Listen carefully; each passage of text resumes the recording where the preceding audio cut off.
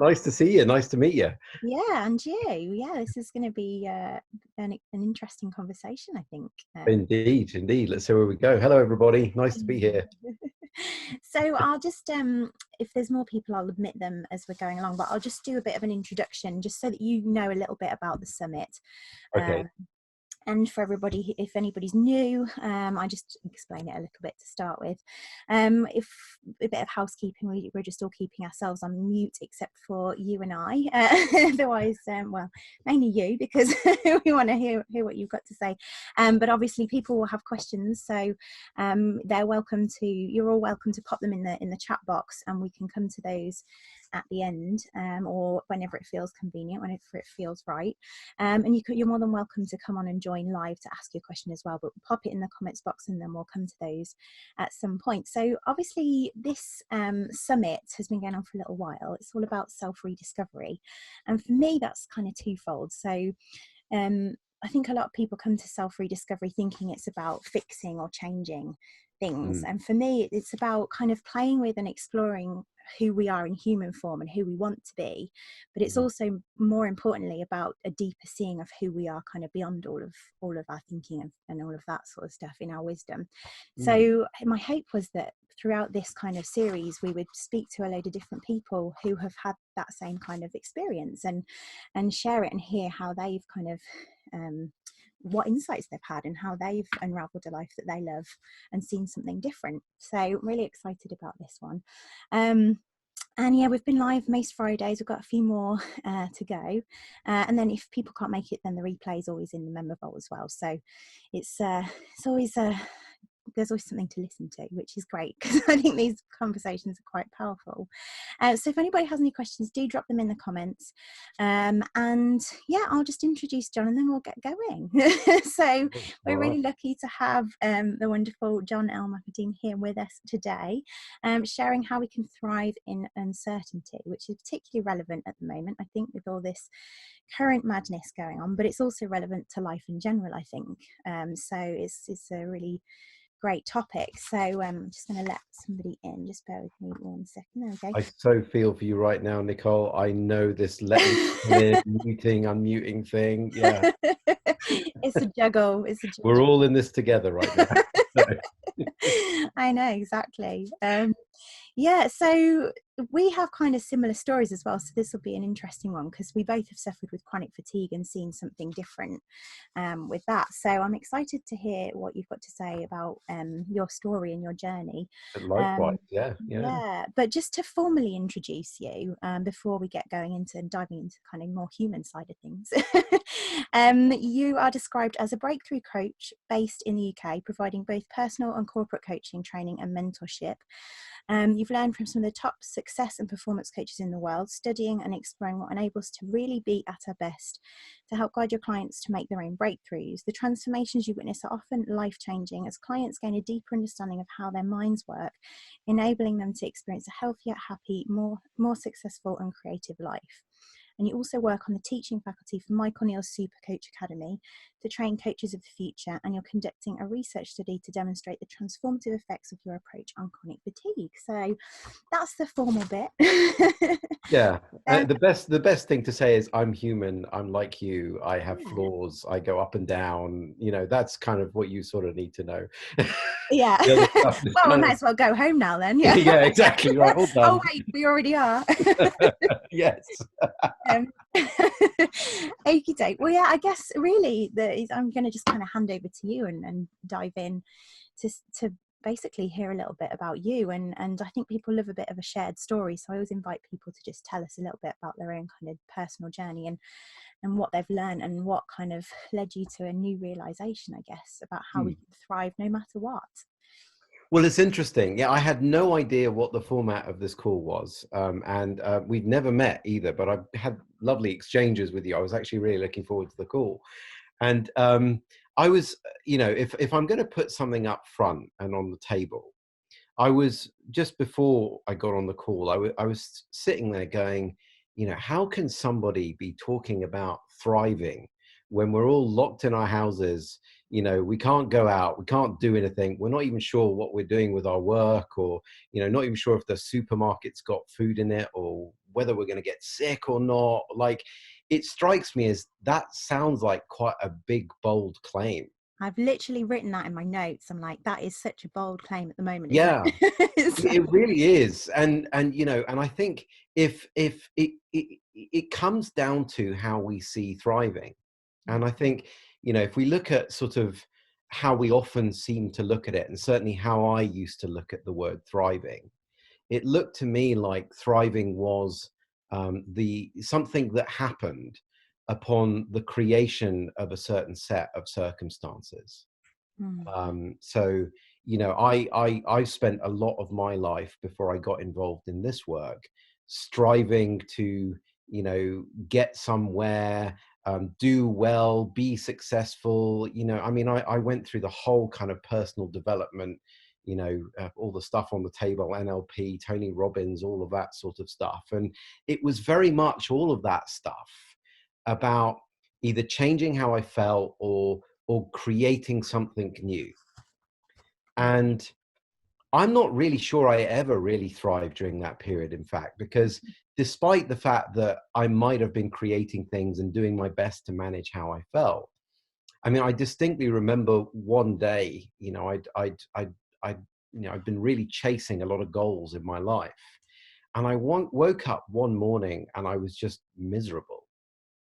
And I pulled out this list of goals and I said to myself, well, why am I doing all of this? Like, why is it important that I achieve all this stuff? And just so you know, I had goals for everything, you know, finances, emotions, relationships, you know, when I was going to have kids, what I was going to do with my career, like everything. And that's what I've been taught to do. And I looked at this list and I was like, well, what do you think is going to happen if you create all of this stuff? And what came up in me was, oh, well, you'll be happy. And then I realized I was more miserable than I'd ever been in my life. Yeah. And so, as a recipe for creating a thriving, a health, a success, a well-being, it really wasn't working.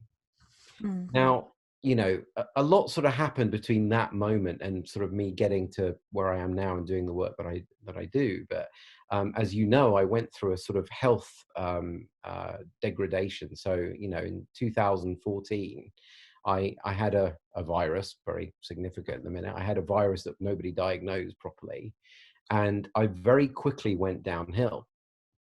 And it started a whole cycle of being ill for about 7 years. So between 2007 to 2014, I was in this cycle of illness. And I distinctly remember an event that happened. It was just after I'd come out from 3 months in hospital. And you know, to give you some idea, the situation I was in then was kind of similar to how some people might be finding their lives at the minute. You know, I wasn't working. I'd had 3 months in hospital. My wife and I were split up. There were lawyers involved. It looked like we were getting divorced. I hadn't seen my son born because I'd been too unwell to go to the hospital. I wasn't working. I was living in a flat with my mum. My parents were supporting me. And I'd gone from being this person that thought I could achieve everything and prided myself on my health. And it just looked like my life was a smoldering wreckage. Mm.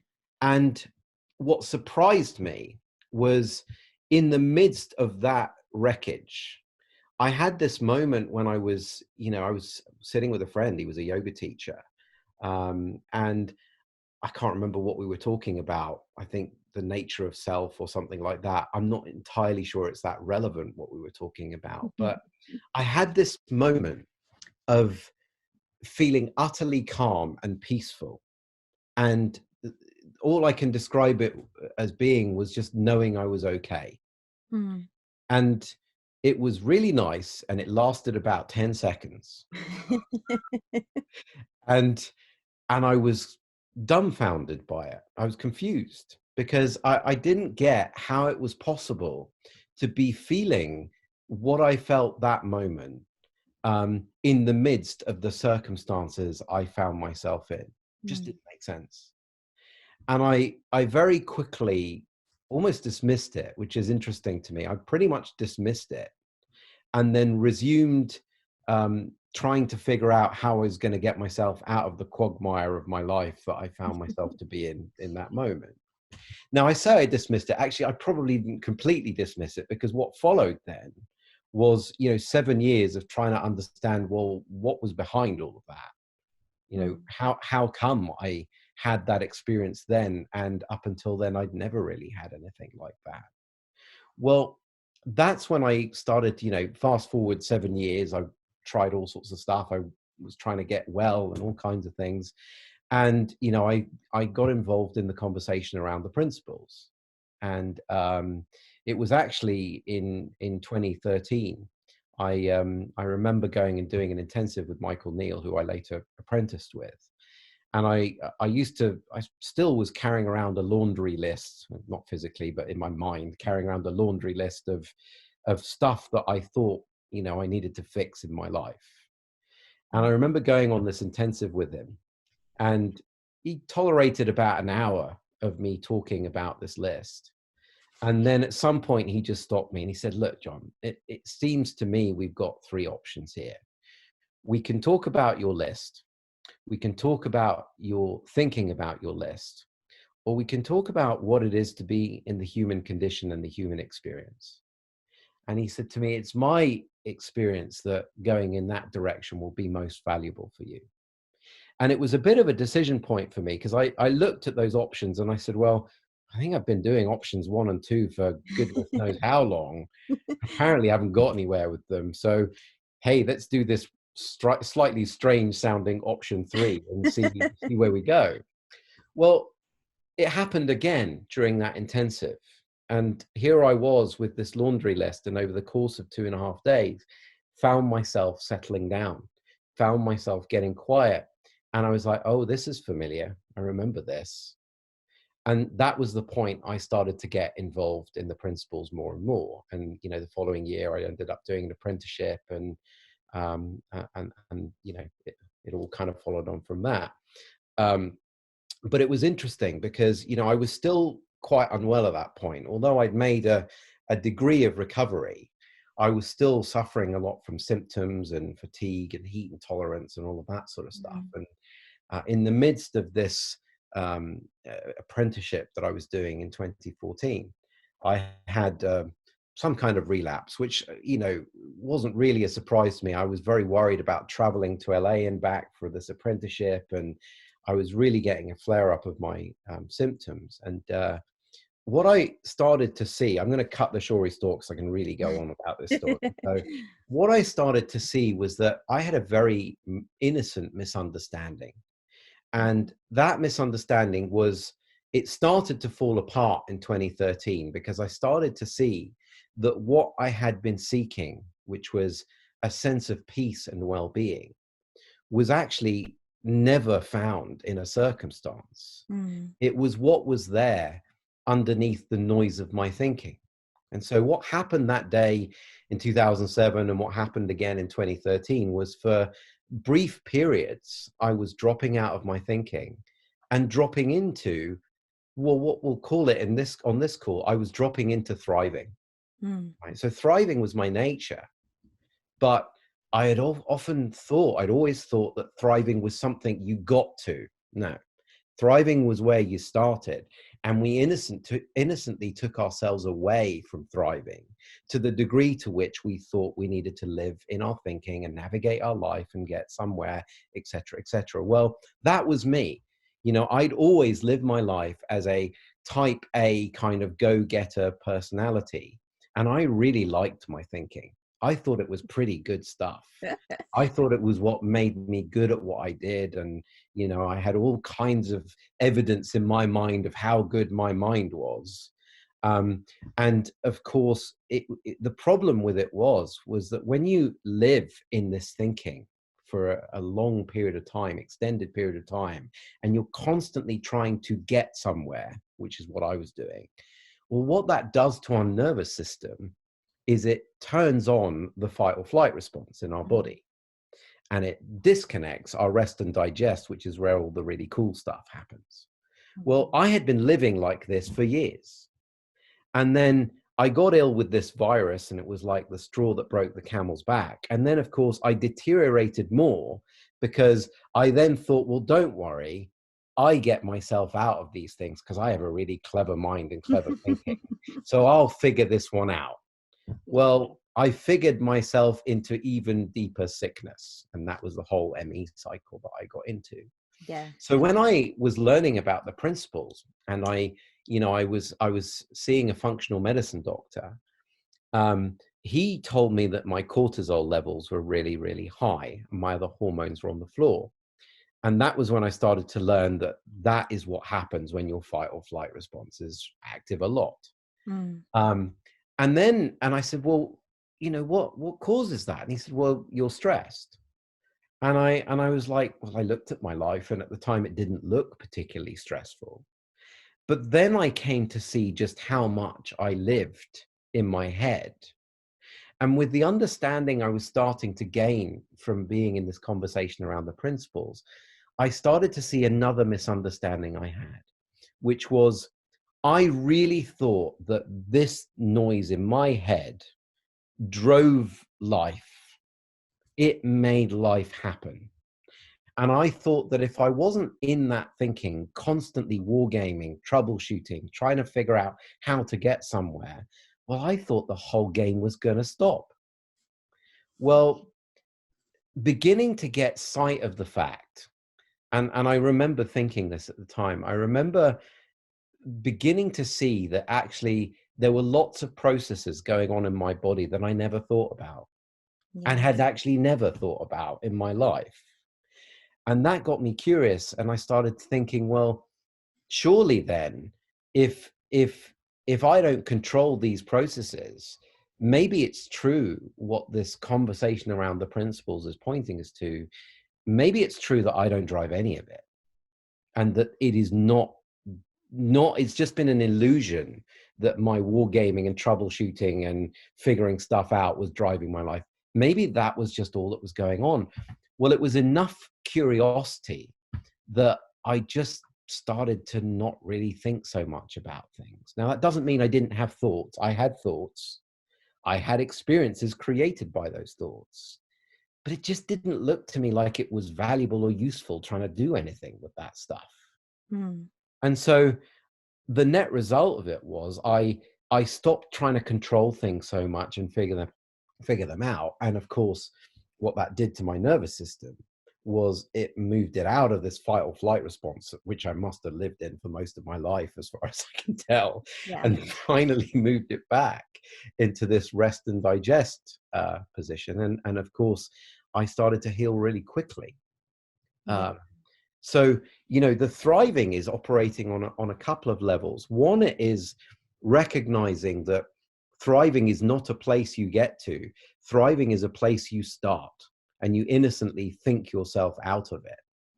I love And that. thriving is also recognizing that there is a much deeper intelligence than your thinking. And that thing is in hand. It is working. It doesn't just run your body. It runs your troubleshooting. It runs your decision making. It runs your ability to show up unprepared to a talk and just say stuff. Um, it is the thing that is running life. Yeah. And when you begin to recognize that, well, not only do you tend to spend more time in the experience of thriving, but what you do and where you come from in yourself is actually coming from a much higher level of intelligence than this will ever comprehend. Yeah. That's kind of beyond us.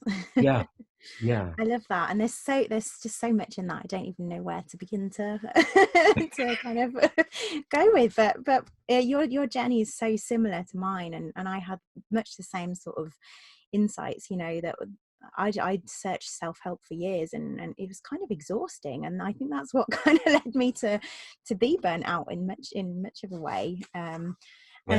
And so yeah, it was really interesting. But I love the way that you talk about thriving in a way that's kind of like, because I always say there's different labels for wisdom. We all have different labels for what wisdom looks like. And I Mm, feel like thriving in this instance is just another label for you know, the wisdom that's within us all. Like, that's our true nature. It's what lies beyond all of our thinking. So Yeah. that's kind of, I guess, what you're pointing to. Yeah. Yeah, and I love that. And yeah, I also love the fact that you talk about it as like this inbuilt process, because I think that's something that we forget. And that's when it becomes, I think I always talk about how self-help kind of gets us to try and fix and control and force and change and all of that sort of thing. And that's why I call it self-rediscovery, because for me, it's about rediscovering what's already there, that inbuilt Yeah. kind of process. It's like we don't actually need to do anything, and it's already there for us. So I guess that's kind of what you're pointing to, is that kind of inbuilt process. And I very much had that same experience of, you know, it's all already there. Mm. Both for our bodies, our bodies have got our inbuilt wisdom, but our minds have as well. And I think learning to trust that helps release some of that control and that need to plan. Yeah. I mean, I love, you know, what you're saying there about self-rediscovery. I mean, I think it's really easy to think, you know, that discovering the self is, oh, I'm discovering John and what John's about and what Yeah, John's purpose is. And it sounds, there's a lot of form and thinking to it. But actually, what we're both pointing to yeah, is a much deeper self, the nature of which is actually formless and quiet. yeah, And, you know, when you speak about thriving in uncertainty, well, we're actually always in uncertainty. yeah. It's just that our illusion of certainty is particularly shattered at the moment. But we're always living in uncertainty. We're always figuring out things on the fly and doing what makes sense to us. Yeah, And I think that's one of the other things is that when you recognize that the source of everything is not that known thinking that goes round and round our head, making up stories all the time. It is that quiet unknown, right? So I'd always been really afraid of not knowing. That's why I prided myself on thinking about things all the time, was trying to figure stuff out. I didn't recognize that all the good stuff actually was in the unknown. That when I wasn't in the known of John, I'm in the quiet and the unknown of a deeper self. mm, that that deeper self is where form comes from. yeah, So, you know, I will get insights into life, knowingness about what to do, creative solutions to problems. They don't come from my thinking like I thought. They no. come to me in the moment when they're relevant from that deeper self. Yeah, and I love something that Dickin once said, Dickin Bettinger. I think it was him anyway, and he said, you know, we don't tell our hearts to beat and we don't tell our lungs to breathe. No. So why do we tell our minds how to think? Like, it's just, it's kind of Yeah. happening for us, and we just don't trust it, I guess, until we do, until we Yeah. realize that that's how it works. And I Yeah, think, and I think we also, you know, certainly in my journey, I had been taught that certain feelings and experiences were more important than others. So, you know, part of why I got so caught up in the trying to tell my mind what to do thing was because, you know, if I dropped into one of these like experiences or emotional states that I thought was a problem, then I'd be trying to figure out my way out of them. yeah, Um, but you know what I've come to see is that actually that's the trap. That actually the problem is not that we would have, you know, certain experiences or anxiety or feel low or anything like that. Every single one of us gets those things. yeah, it's so That human, and we forget that as well. that's right. We're It's, you just, know, we're just yeah. life's We gonna go like this sometimes. That's right, you know, and particularly at the moment, I think it's really important for people to know that, yeah, look, you might have moments of feeling sad or depressed. I'm not saying you have to, but you know, our minds are having their illusion of how the world should look, literally shaken at the moment. You know, there are parts of our thinking that have seemed so solid, and life's gone, no, and it's shaken them up. Yeah, Well, now we sit in a situation where life looks this way and our mind thinks it should look that way. There is going to be a gap that is creating discomfort from time to time. yeah, I always say there's the only place where we can suffer is the gap between expectation and reality. Love it. Yeah, totally agree with that. Yeah, Yeah. yeah, And being able to see that The problem is not that life would look that way. The problem is that this makes up stories that are, you know, get sticky and we get caught up in them, but its nature is fluid and transient. So Mm. over time, it can adapt. So we can thrive. I mean, I remember like years ago, 2006, before I got ill, I remember going to Ghana, and before I had any of this understanding. And I remember being really puzzled how one day I went into, you know, a family's house in a village, and there was like 6 people living in this house, which was more akin to a hut, basically. And I was shocked because the feeling and the spirit coming from these people was rich. And I was sitting there going, God, you know, I've got money in my pocket and a roof over my head, and I don't think about, you know, where I'm going to eat or where I'm going to sleep. And I was like, how are these people who have nothing compared to me thriving? And Yeah. of course, it's so much to do with the, you know, that expectation thing. I had so many expectations and I was so busy trying to make life look a certain way. I didn't realize that the only thing going on was my discomfort was coming from the mind, but that the mind was built to close the gap. Mm. And so people can thrive. They can literally thrive even in the toughest of circumstances once they get sight of what that experience is made of and how it's built to work, because Yeah. they're never far from actually being in that state of thriving.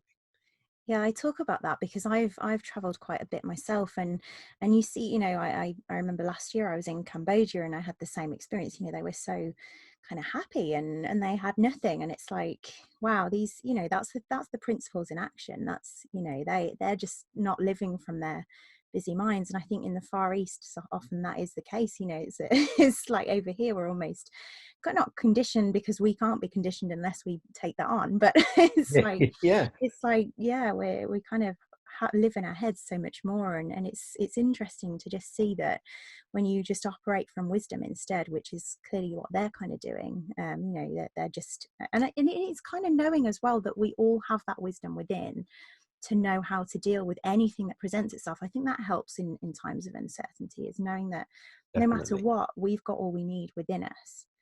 Yeah, So I know for sure that that's kind of, I've had a different experience of coronavirus fear. It's not kind of, I've been, you know, I've had moments where I've kind of got sat in it and been worried, but generally on the whole I've been quite calm, and you know, obviously human compassion and sadness and all that sorts of stuff coming up, but it's not where I would have been very anxious in the past, when yeah, I, you know, back in the day where I had chronic fatigue and the misunderstanding about how the mind worked. I would have had a totally different experience of that, and the yeah, uncertainty that's going on at the moment. And much like you, you know, I got ill and lost my job, and so I had a similar, it's almost funny, it's like a similar kind of health fear and yeah, the uncertainty with financial stuff going on that's very much present in the world right now. But it's a similar kind of journey with having an illness like chronic fatigue. yeah, um, definitely. and so that's been quite interesting, because it's just interesting noticing the difference in how that feels now compared to how it might have felt had I not understood a little bit more about what was going on. It's almost like I'm just observing, you know, how it's playing out in the world.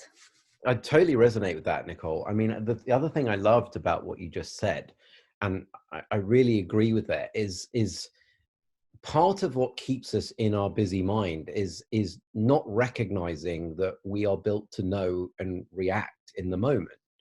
I didn't see that, so I was always trying to figure out, well, how will I deal with X when it happens, as if I actually know if X is going to happen, Yeah. you know. And if you look at it, human beings are really good at being able to react to uncertainty when they're not getting so caught up in all of this stuff. I mean, Mm.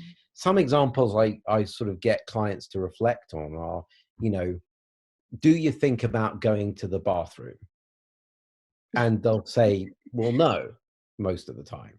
And I'm like, well, what do you make of that? And they're like, well, something will get me there. And I'm like, right, well, what makes you think that that same something isn't going to make you send that email if it's important, or, look after your kids, or, get you across the road? I mean, imagine trying to figure out in advance how you're going to cross the road and then using that as your game plan to cross the road. It's not going to be pretty. So I I do that guess. though. Oh, really? Okay. Well, it's clearly working. So, but I mean, I think when we keep when we do that about every aspect of our life, I mean, we're going to do it sometimes. Don't get me wrong. There are times I can think about these things, and you know, things are changing for everybody at the minute. I'm not going to lie to you and say I haven't had my moments Yeah. where I've started thinking about things and trying to, work out what to do. But the thing that's helpful to me now, which wasn't there before, was I know that when I'm doing that, that's me most likely off my game. Yeah. Whereas before, I really thought that was me on my game. Yeah. And it's like, so now when it happens, it's like, oh, okay, I'm doing that human thing where I try and figure out life, work out what I'm going to do when, the bogeyman comes and everything comes to get me. Yeah, And, and it's and almost like there's a role light to it. reversal. It's like now that's not, that's not the best place to make decisions from. Yeah. It's Yeah. actually the quiet place that is the best place. Normally has a Yeah. neutral feeling to it. I think for me, it's like, yeah, it's like that deeper knowing that's kind of more neutral. When I'm feeling some kind of strong emotion, I usually know that's not a good sign to be Yeah. starting to make decisions. I totally agree with you. Like that knowingness, for me, it's really interesting. It's very rarely laced with an idea of an outcome.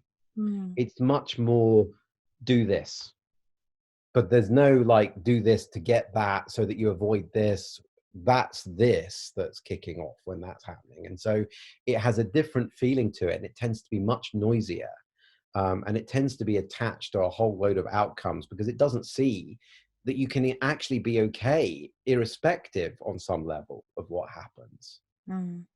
So yeah, same experience. Isn't it interesting? I've never talked to you before. I resonate a lot with what you're saying. So great. I know. Well, we're all the same. Underneath. But Yeah. yeah, no, it's interesting, and I like how you kind of described that we're always living in a world of uncertainty, because I kind of got notes on that when I was thinking about today's conversation. Mm, It's like we're always actually living in uncertainty. It just feels particularly prominent at the moment because that kind of expectation is of how it should look. And it's a judgment. It's a perception of uncertainty as bad, whereas there's also a point about the fact that if we know, it kind of keeps our blinkers on because we think life is going to look a certain way, whereas if we yeah. don't know and we rest in the uncertainty, anything's kind of possible. Yeah. It's really interesting you say that, because I'm running at the minute one of my foundations of health groups where Mm, people who come with chronic health issues, chronic fatigue, health anxiety, all of that sort of stuff. And this whole pandemic thing kicked off. mm. And I remember thinking, you know what, if the people come out of this program and they're just no more revved up than they were at the beginning, I'm going to count that as a win. Yeah. But it was interesting. I did a call with them, not this week, last week. And I got on the call, and it was when, lockdowns were occurring and all of this sort of stuff. And I was really heartened to see how people were showing up. Contrary to my expectation of seeing lots of people revved up, I was seeing a lot of really quiet people.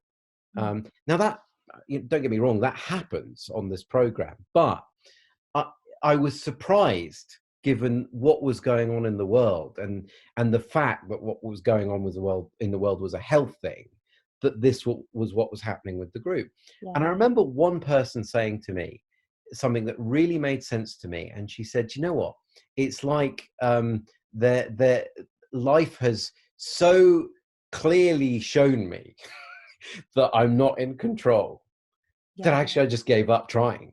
Yeah, it's funny And because a lot of my clients have had the same experience, and I was expecting, again, because a lot of them suffer with health, to kind of be coming back and yeah, and really suffering, but it wasn't the case. It's like they'd had breakthroughs because because it's like it's just thrown everything at us, and it's always like I think Yeah. sometimes when that happens you can see something different. But I guess I just want to address for those who are feeling scared, because I know a few people on this Yeah. call messaged at the beginning when I asked how people were, that there is kind of some fear, and so Yeah. they might be sitting here thinking, well, you know, I know for me, I if it was me and I was feeling like that, I might be feeling, you know, worried that I was the only one, and that I wasn't seeing it, and if Yeah. I how absolutely. do we help them, how do we help people that, and Well, again, it's like we're all human, and I get moments where I feel like that. So yeah. Are any of those people on the call? Do they want yes, to talk, I don't know or if they want to talk.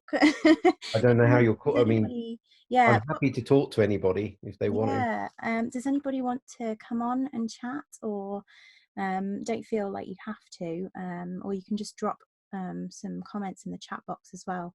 So that's open to anybody if anybody wants to share how they're feeling.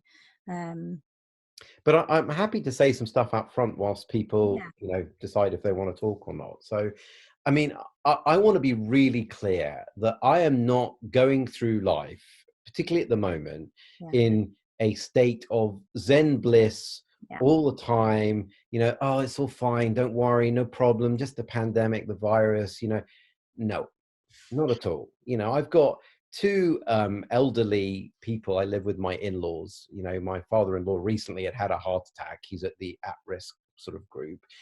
I live with my family here, and I go up and down like the rest of us. yeah, I have moments of anxiety. I have moments of sadness. I get touched by stories when I see them on the news. I am, of course, sad for people who are losing loved ones and who are suffering and sick in hospital. And some of my clients are people who work in the NHS. They're having a really, really tough time. So I'm not going to lie to you. I feel all of that stuff.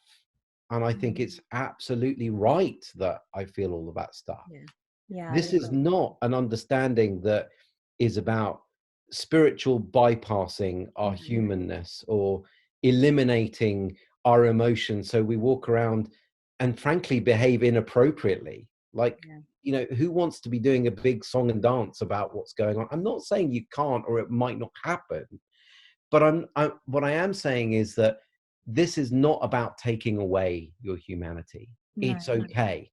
it's, for me it's almost about embracing the messiness of it, and Yeah. I have a lot to say about kind of, it's I almost kind of talk about toxic positivity in the self-help world, Mm, and so that for me again kind of resonates. I mm. know there's a couple of people. I think, Anne, did you say you wanted to come on? Because I can unmute you. And I know Oh, just in the there's chat. also someone else. Harry also wanted to come on. So maybe Anne, do you want to unmute yourself? Do you want me to unmute you? I'm going to unmute you, and then you can share. There we go. Okay. Can you hear me? Yes, I can. Hello. Hi. Hi, Anne. Hi, how are you? Yeah, good. Nice to speak to you. Thank you. Um, I guess I just feel like a lot of fear. My son is working in one of the big hospitals here, and they're waiting for the surge, and so Yeah. I don't know. I feel so scared for him. Like for myself, I feel like I can be okay with it all, or whatever happens, whatever. But like when it comes to him, I just feel like I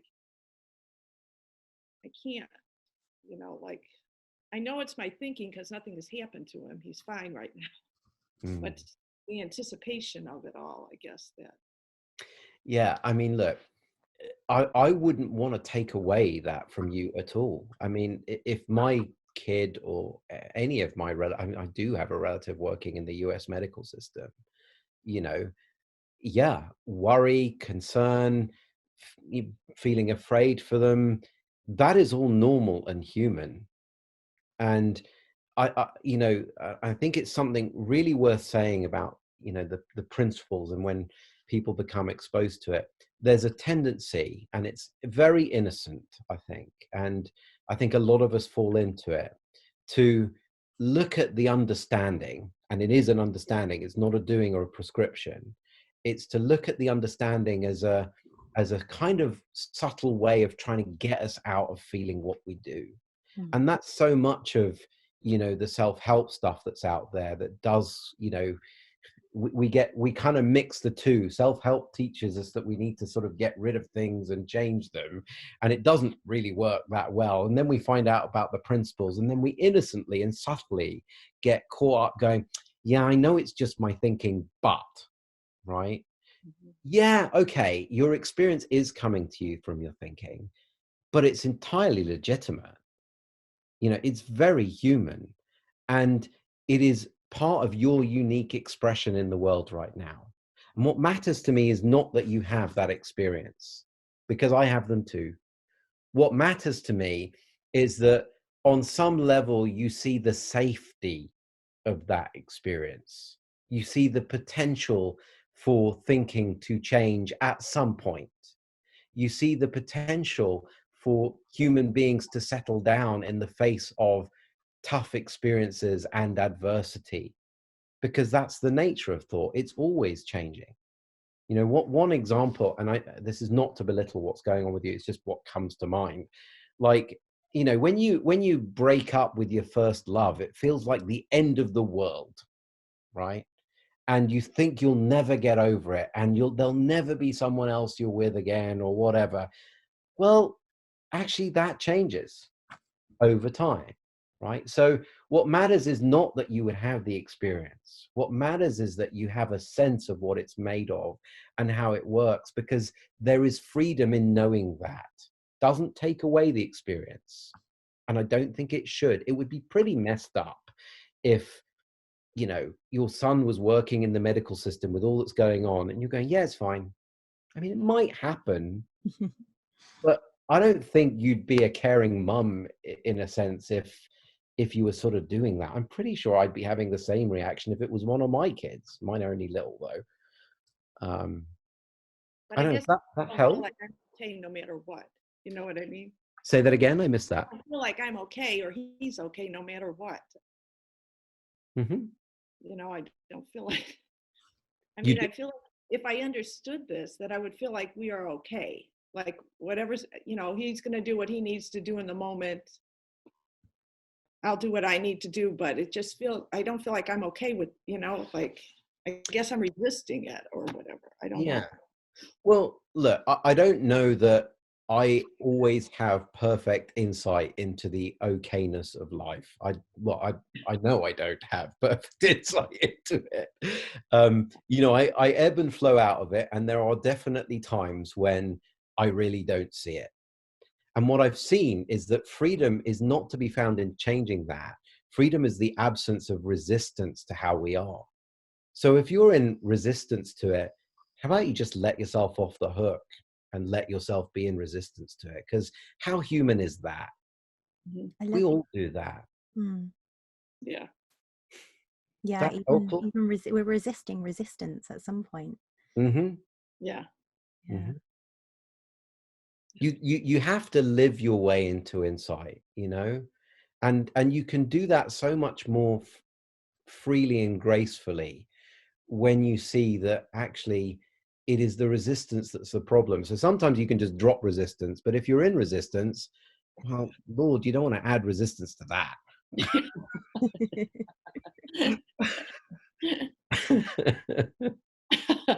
That's lovely. that helpful? Yeah, it is helpful. Thank you. You're Yeah. welcome. No Thank you, problem.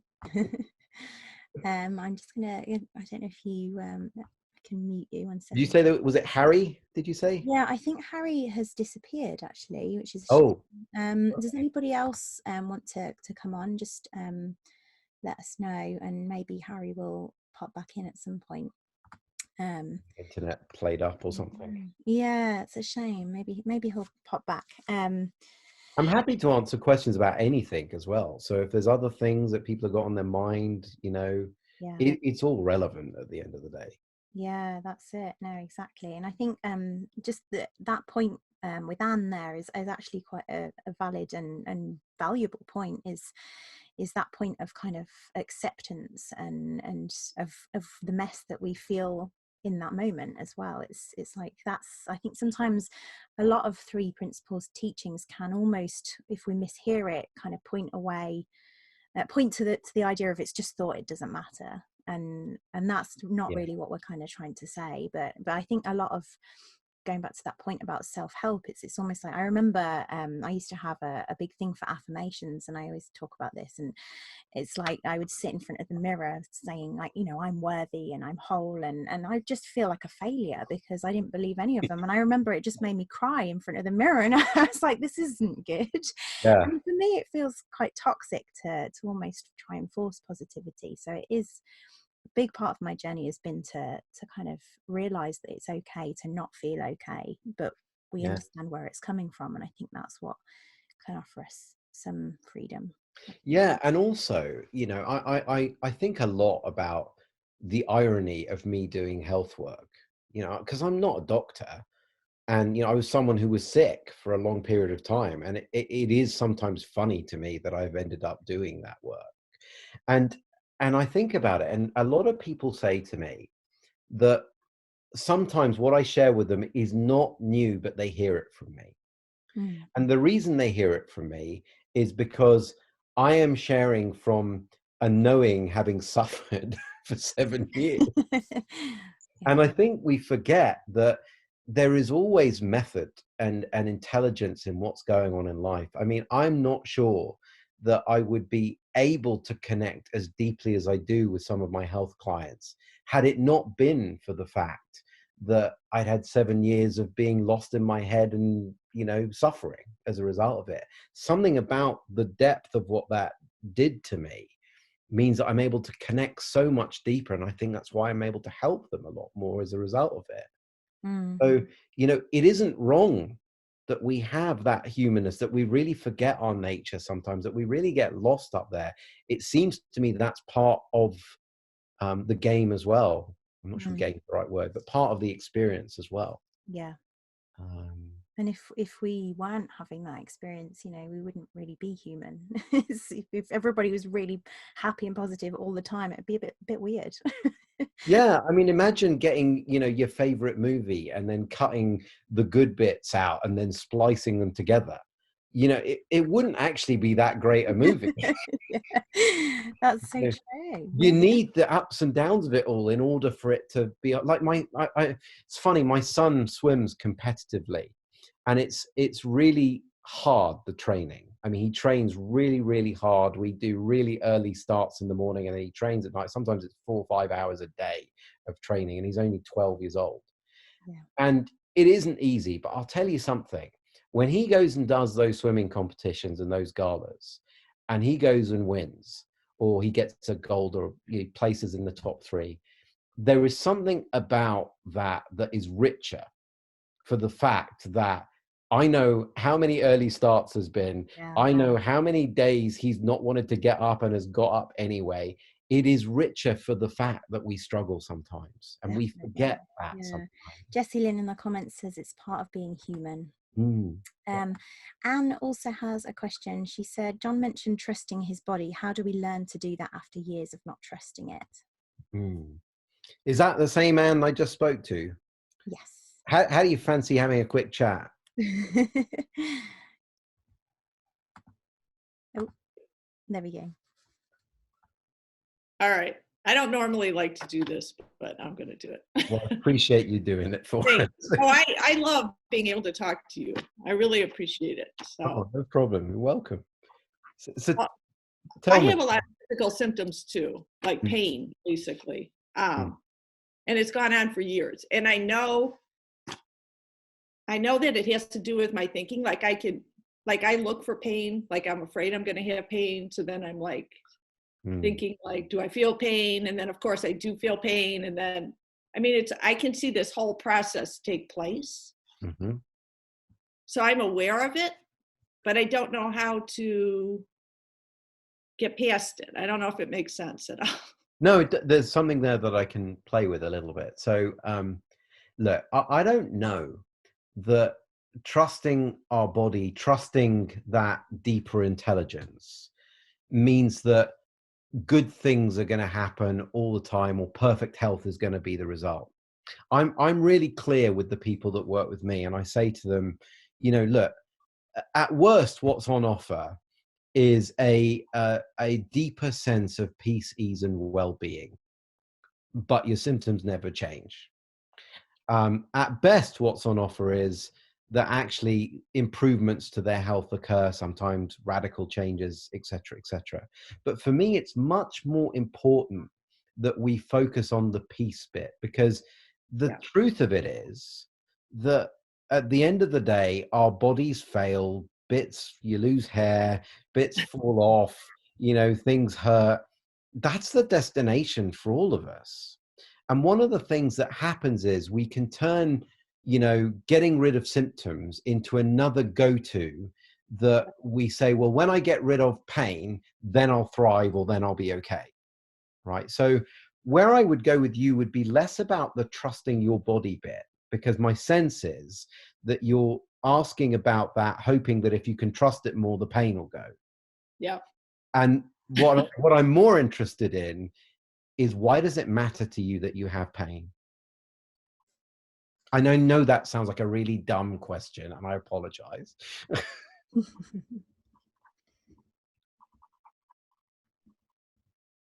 No. Because I've made my life really small, you know, because I'm afraid of this pain all the time. So, you know, like I limit what I do, or so I feel like if I didn't have the pain, I wouldn't have this limited life. What if it worked the other way? You see, I remember one of the things, I didn't actually say it when I told the story earlier. I would have on the longer one, I guess. But I remember the doctor saying to me, when I was complaining to him about my fatigue, and he said to me, do you know how much energy it takes for you to be this tired?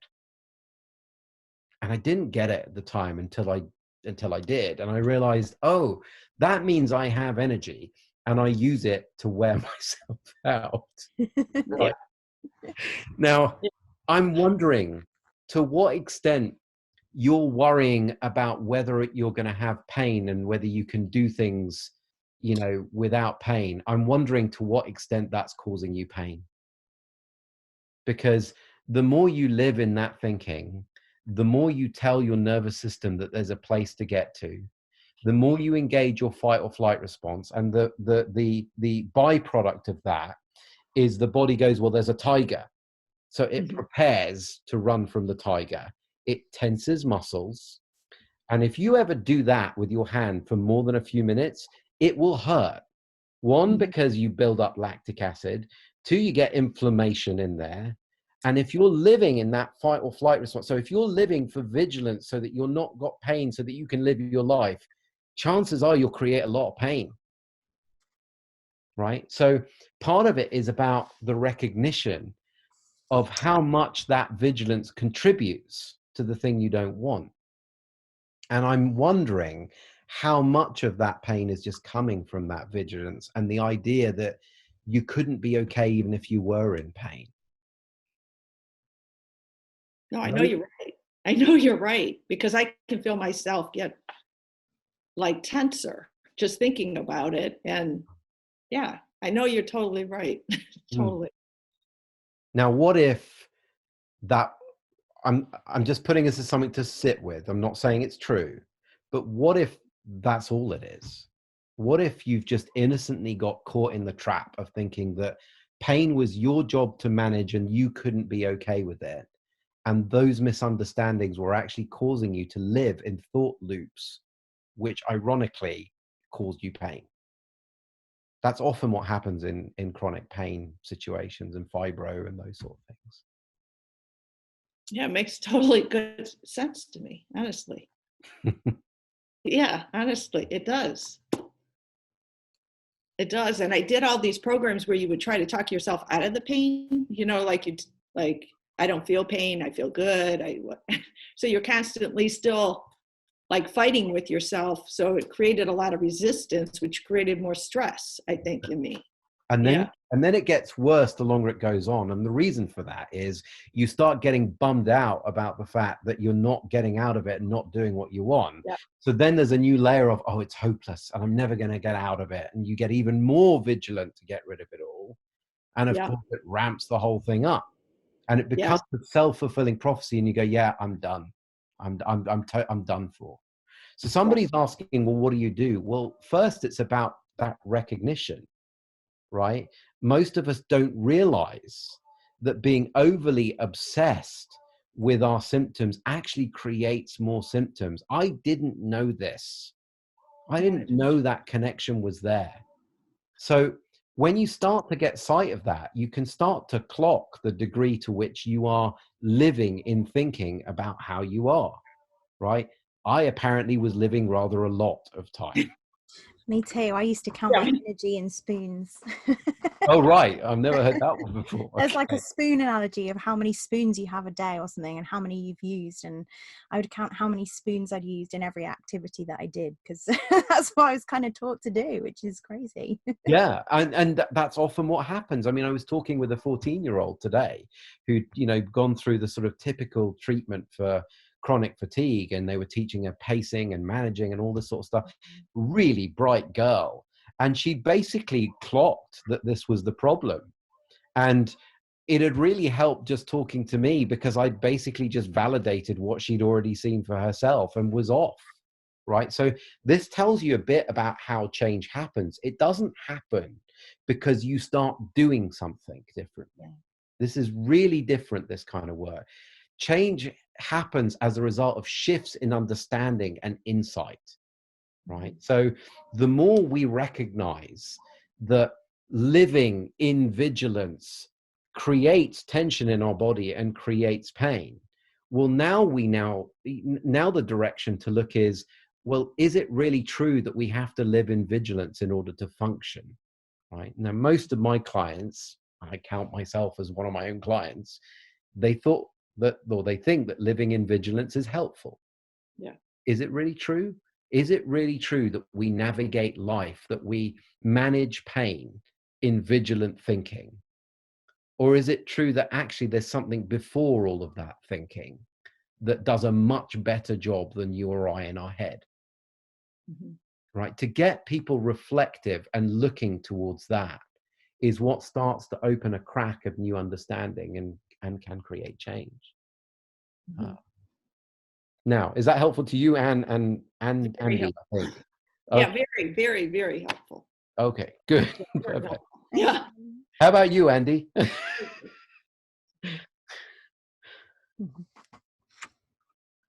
Yes. Somewhat. That's Okay. good.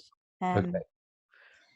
Yeah, something you just said there reminded me about, I'd seen something you said about in one of your videos about coronavirus, Yeah. is how panic isn't actually one of the symptoms. And so I just thought that kind of reminded me of that. I'm sure it was you that said that. Say that? I can't remember what I said. Yeah, like it's like, yeah, I don't know what you just were speaking about that reminded me of that, but it's like, yeah. Anyway, that was just interesting because we're all panicking and it isn't actually one of Right. the symptoms of coronavirus, but we're kind of Oh, making it. yeah. I mean, I do remember that video now. I mean, for me, it was kind of, to what extent is safety a function of vigilance? Yeah, that's it. It was the vigilance thing. That was it. Yeah. Oh, Cindy has her hand up. So I'm just going to unmute you, Cindy, okay. to ask a question. Oh, there we go. Okay. Okay. I am really wanting to, Hi, Cindy. hi. I wanted to piggyback off of Anne. I am not a big Western med girl, so I've never been diagnosed, but I would probably liken symptoms that I have in my body more to fibromyalgia. So really extreme tenderness. I've done a lot of work around mental thoughts around that, and I think it's just my overthinking, my overactive nervous system. Mm-hmm. But I wanted to know if you could speak a little bit about food and how that plays into the process, because there's so much information out about food to not be, I'm pretty laid back about it because I've been so uptight about it in the past for my whole life, really, for about probably 55 out of 59 years. And more probably the last 5 years, I've just laxed up about what I'm eating and what I'm not eating and who says this about what. that said, I can't help it. My mind just sort of goes to that place. Well, I wonder if this is causing that. And I don't much, but I still have extreme pain in my body. Yeah. And, you know, I don't identify with it a lot, but it affects, especially in my hands, and just a lot of tightness in my hips. And like I said, I do a lot of mental work around that, but wondered if you had any insight or had any conversations around food in general. I pretty much eat very healthy, whole foods. If anything, I overeat. Right. Okay. Which is, you know, I know that I don't always give my body enough time to rest and digest. Yeah, look, here's the thing. I remember when so when I was in that sort of latter stage of my illness, literally just before I had the insight into what was going on, I remember I had the test done with this doctor, and he did a couple of tests. So he did an adrenal stress test on me, and he did a nutritional profile test. And my nutritional profile, not surprisingly, given how I looked after food, it all came back green. Right. So I was not really lacking anything, you know, and I supplemented like crazy, but I wasn't healthy. I was functional, but I wasn't healthy. And one of the analogies that I often use with clients is I talk about the leaky bucket, right? So if you think about your health as being a bucket, and the nature of that bucket is to fill itself up, right? Now, the leaks that we have are our misunderstandings about life, right? So the more we misunderstand the nature of thought, the more we don't see a deeper intelligence behind our bodies and our lives, the more we misunderstand where thriving, in the context of this call, or well-being is. Well, the more those misunderstandings are there, they result in us living in vigilance and overthinking.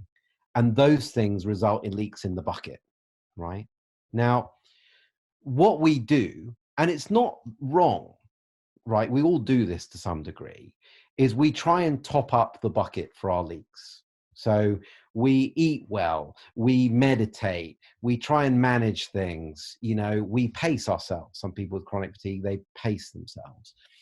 And there's nothing particularly wrong about it. But if those leaks are there, then even if you're really good at topping up the bucket, it's still leaking. It's still going to create symptoms. And so that was my experience, that even though I was so vigilant about all of these bucket fillers, I meditated, I did yoga, I had mercury fillings removed, I did weird detox regimens and took all kinds of supplements and all sorts of stuff, but I was still sick. And the reason I was still sick was because I had a lot of misunderstandings about how things worked. And the more I started to see truth around those things, the more the leaks kind of got plugged. I've still got some leaks, just so that you know. But the more they got plugged, and the more the nature of that bucket was to begin to heal, right? Okay. So what if, and I just put this on the table, it sounds like you've done a lot of work. Maybe you need to fire yourself from some of those jobs. Maybe they aren't yours. Well, you're just confirming that I'm doing the right thing. Okay, good. That's what I've been doing. That's pretty much what I've been doing. I've gone through a lot of training with a lot of training around food and eating. I'm in early childhoods, but my main focus honestly has been mental and what I'm thinking, and how that's affecting my health, or the correlation between it. So I'm moving a lot away from blame and cause, you know, this caused me, but seeing more just the conditioning that I've been in, the misunderstandings. So I'm doing that. I'm already doing that. I do have a lot of practices in place, with journaling and reading and yoga, but I don't I'm very loose about that. Like, I'm not depending on that and thinking that's the ticket, because I know it's inside out. So you're just confirming that I'm doing what I feel like is what I'm supposed to do. And that if the pain goes, the pain goes. And if the pain doesn't go, or if it comes and goes, does it really matter? I can still be happy anyway. I love that. And that was what I was going to point you towards, but you're already going there anyway, is, you know, there's a way in which we can try and do some of the things you listed as a means of trying to get health, but it doesn't sound like that's what you're doing. It sounds like you're just doing them quite loosely. And the key was in what you kind of just said at the end there, which is, well, maybe I can just be okay anyway. And that for me is a big part of it. It is shifting away from the idea that thriving is somehow the absence of pain. And it's actually what's there before I get started in trying to troubleshoot and fix something. And I know it sounds really weird. It's not at all how we're brought up, but it really is true from what I can see. And I'm more in the state like Nicole's talked about, where I used to have to do the positive affirmation. So my husband is a very positive person. And I always had this sort of comparison thing going on. But, you know, I just personally like that. I go back because I worked with young kids. So I learned a lot during the time I was in the classroom with young kids. Okay, this is the natural state. This is the difference between natural and normal. Yeah. Because there is no normal. There is a nature. There is natural. There's rise and fall, ebb and flow, constriction and expansion. You know, that's life. That's nature. And so I used to, sometimes I would just have those tapes running in my head, and it did help me for a while. I would do voice memos, just taping some affirmations for myself. But if I ever got to a point where like that was not integrity to me, because I was saying this, but my mind was not believing it. Right. So I had to come to the point where, oh, you know, I feel really crappy right now. I'm really mad at myself. Whatever I needed to say, this is my truth right now. But now I see that this is like, it's naturally rising up out of me. Like I really believe it now. I really believe I am well. That's been my catchphrase for this whole coronavirus. If somebody asks me how I am, I say, I'm well. I'm well. And well does not mean, you know, well, it has a different meaning for every person I say that to. Yeah. You know, every word has a different meaning to every person. So, but that's the word that's helping me tap in to the state of being that I have, not the state of mind, the state of being. Great. If that works for you, great. I wouldn't want to take that off you at all. And I think you're right. There's something about seeing that wellness is not absence of symptoms or, you know, not getting sick, because that's not human. We do, you know, things go wrong. We get sick from time to time, but there is a wellness that is deeper than the ebb and flow of the physical and the ebb and flow of the form. And sounds to me like that's the direction you're looking in. And from what I can see, that's actually the gold dust. That was what I kept ignoring. You know, imagine I'm sitting in the midst of a crazy life that I was in 2007, and I had this moment of utter well-being for 10 seconds, and then I kind of ignore it and start thinking about how I'm going to fix everything in my life. We don't realize that peace is the gold, and it's here now in every one of us. It just gets clouded over from time to time by the noise in our head. And as long as we know that that's what we're up against, then we're never really far from it. Even if we get unwell, even if bad stuff happens, that for me is the freedom. Yeah. Thank you. You're welcome. Thank you. Yeah, I love that. And it's, for me, again, it just to round up, it just speaks to me of kind of that acceptance again, of kind of this moment that we're living in right now. And let me just I don't know what's going on with the video screen. Yeah, it's like, yeah, I don't think there's anything much more to say to that, really. It's just such a nice place to kind of draw to a close, I guess, because unless you have anything to add, John. No, not at all. No, thank you for having me here. And you definitely handle the Zoom thing a lot more gracefully than I do. So, it's great. Thank you. I appreciate you inviting me. Thank you very much. That's okay. And now, just before you go, thank you for sharing. And what are you working on at the moment that you might like to share or with people? Oh yeah, well I've got. I'm going to be doing a free series at the minute for anybody to come and join. It's not got a lot of form around it. It's just like another meetup. We'll be doing some webinars once a week. It'll be every Thursday at 8 o'clock. And if people want to find out information about that, where is it? I know Paul put it up somewhere. It's on my other website, which you might not know the URL of, but it's just johnelmokadem.com/meetup. And you can find out details about that. It's completely free. There is no marketing or anything on that. I'm just doing it because we need each other at the moment. Yeah. So, that's all it's there for. And if you want to come on there and share about your latest and greatest Netflix box set, or you want to come and get some coaching on something, it's all good. Can I put this in the chat? Because somebody's saying, Yeah, that would be helpful, because I'll pop it on the member vault as well. Oh, fabulous. You're a star. Hang on. There you go. And whilst you're doing that, I will just share about who we've got next week. So, so in the summit next week, next Friday, the 3rd of April, which because of the time zone change in the UK is 8 p.m. London time, 12 p.m. Pacific, 3 p.m. Eastern, I believe. But maybe best to check, because who knows. But we have the wonderful Nicola Bird joining us to explore how we can find peace of mind no matter what's going on in the external. So Nicola is very special. She has she basically used to suffer with extreme anxiety and panic attacks and had no idea what started them off. And she tried, again, much like John and I, kind of medication, psychiatrists, cognitive behavioral therapy, various of the well-known methods, NLP, tapping. She studied more psychology, got into personal development, trained as a coach. And then in 2013, she stumbled across a completely new way of understanding how human beings create their experience of anxiety and how to dissolve it almost effortlessly. So now her life's work is to share the 3 principles and what she learned that made such a huge difference to herself and the lives of people that she loves. So she is going to be here next Friday. I'm really excited. Definitely attend that. I trained with Nick, and she refers to me as her 3P husband, and I'm her 3P wife. Oh.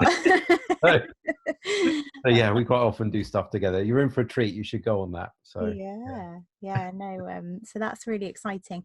And also I've just launched another thing that's again all about kind of having that space for connection, but also to really kind of delve into self-rediscovery and what that means, because I think it is coming from self-rediscovery from a different perspective. So we're going to be diving into the myth about self-rediscovery, what wisdom is and all that sort of stuff. And then again, how to kind of thrive regardless of what's going on, or it might be a different word for thrive, but basically tune into our wisdom to know that we're okay no matter what, and live in kind of the present moment and acceptance of what is. So yeah, that is something that I've just launched. It's a 6-week program. So if you're interested in that, just let me know, and I can share more. But it's all on my website as well, so have a little look, and we'll be back next Friday. Nicole, Daniel's just saying that link I've put doesn't work. It's working on my end, but Daniel, I guess, Nicole, could you put it up on the thing on your page or something? And yes, then I can. Yeah, I'll check that it works, or you can send it to me, and then if that one isn't working. It looks like it is my end, but okay. Somebody else saying it does work, so I don't know. Maybe the internet's well, I'll pop that up in the replay anyway, because people at home will want that that information as well. So thank you ever so much. Very much. It's been so lovely. I really have enjoyed that conversation. A pleasure. No, thanks for having me. I enjoyed being here. Thank you. Yeah, no, it's great. So thank you very much, and I'll leave you to some peace. I hope everything's your kids have gone to bed, and they're very quiet. I think we're going to watch a movie actually. Oh, lovely. Yeah. So, well, lots of love, everybody. Nice to see you all. You take care. Yeah, nice to see you all. Thank you for coming. Thanks, Nicole. Take care. Cheers. Bye. Bye.